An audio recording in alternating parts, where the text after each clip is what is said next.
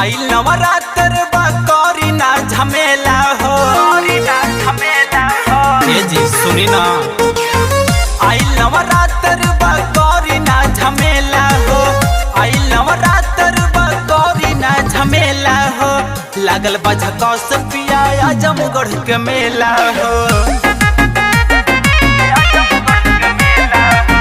लागल बझकौस पिया अंबारी के मेला हो।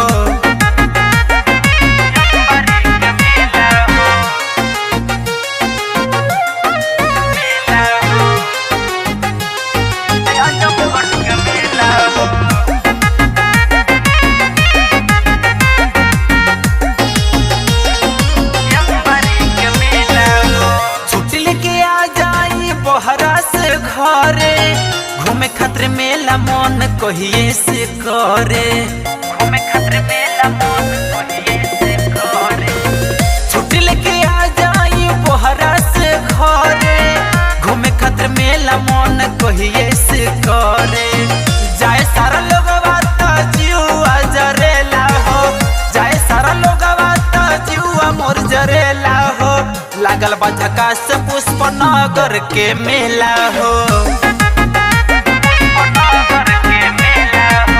लागल बा झकास हिरौला के मेला हो।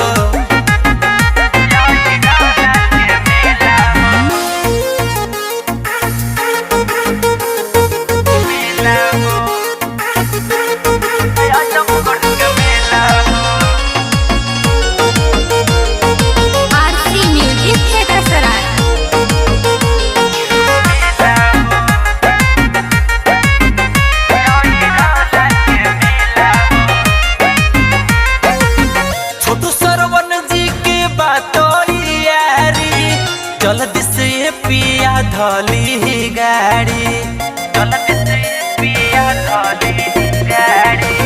छोटू सरवन जी के बातोरी यारी, जल्दी से पिया धली गाड़ी।